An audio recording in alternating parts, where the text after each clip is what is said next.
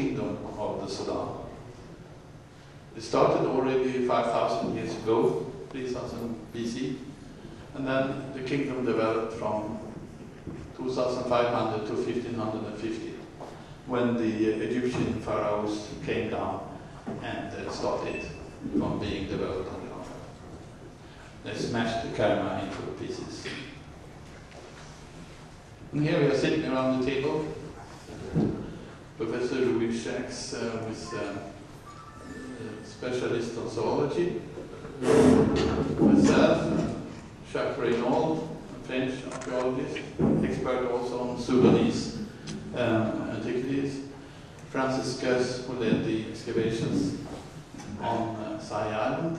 He's fortunately he died. He's a very good friend of mine. He died a few years ago. And but also Francis was in Khartoum many years, running the French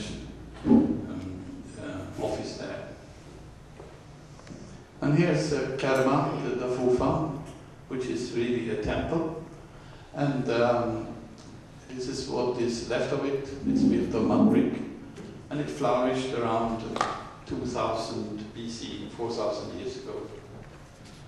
And here's a reconstruction of Kerma. It's a big town, really, with the temple here, probably a temple to the sun, with a roof, a flat roof on top there. And also the palace of the king, which is here, and his reception hall, which is a circular building, very African, one can say, in its outlook. And also quarters of craftsmen and traders and lots of things. So Kerma was an extremely important site for 4,000 years ago, one can say. And also the finds from Kerma, which are now in Khartoum, most of them are outstanding. The pottery, for instance, very strange shapes, some of it, and also some ornaments here with hippos and giraffes and things like that. Yeah, ivory ornaments. And also in the graves, a lot of cattle skulls. And that's a very interesting thing, is they offered a lot of cattle when in the burials of the kings and the princes here.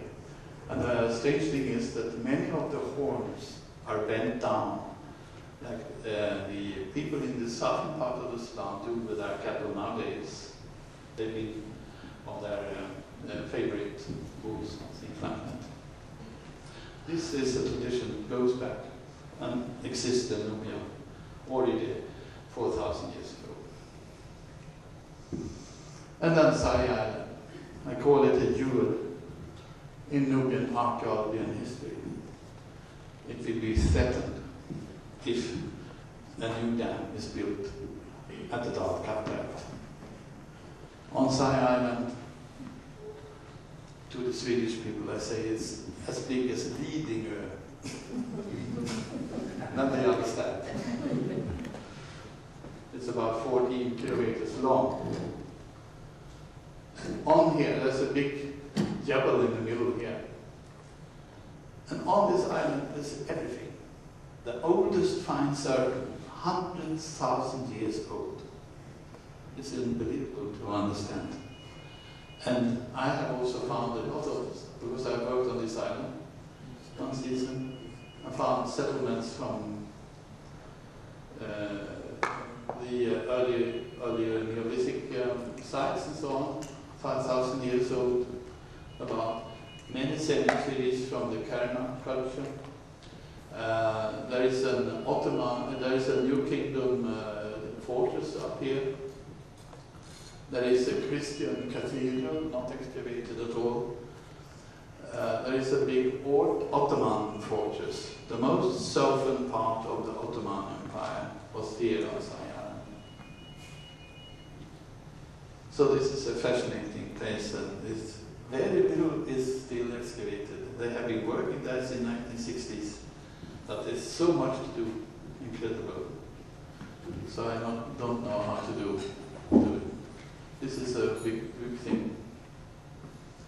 And the beautiful it is also. This is a view from the window of my room, just before the sunrise.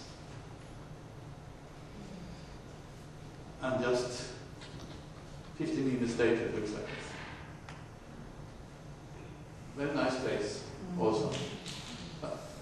At least 6 to 8 crocodiles were always lying here. Big ones. And on the island it's marvelous because there are only four villages located at the present river. But up where they are not cultivating and don't have any need to cultivate, there are a lot of sites. And an archaeologist, he sees immediately what this is.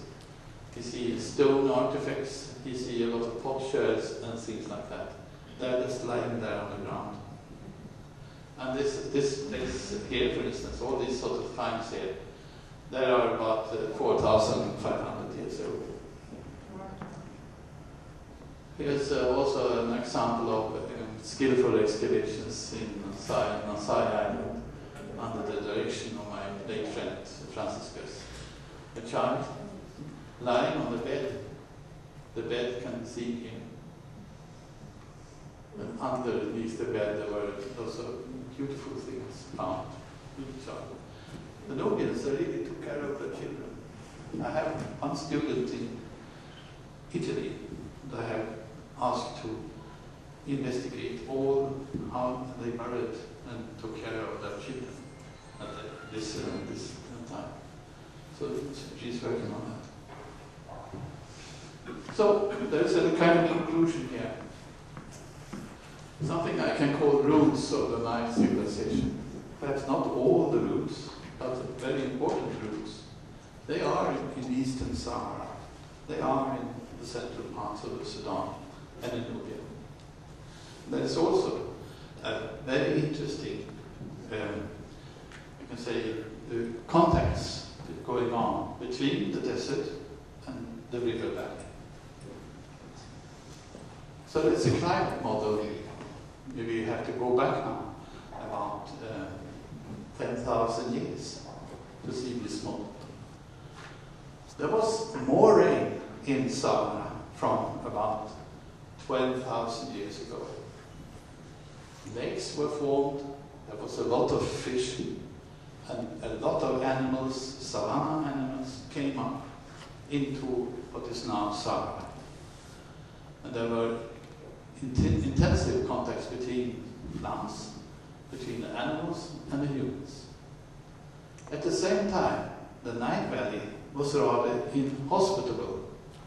It was not so nice to be there, because there were very, very high floods, very dangerous.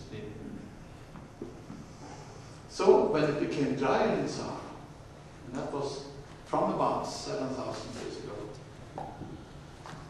we have something what the archaeologists call the Nilotic adjustment. People simply moved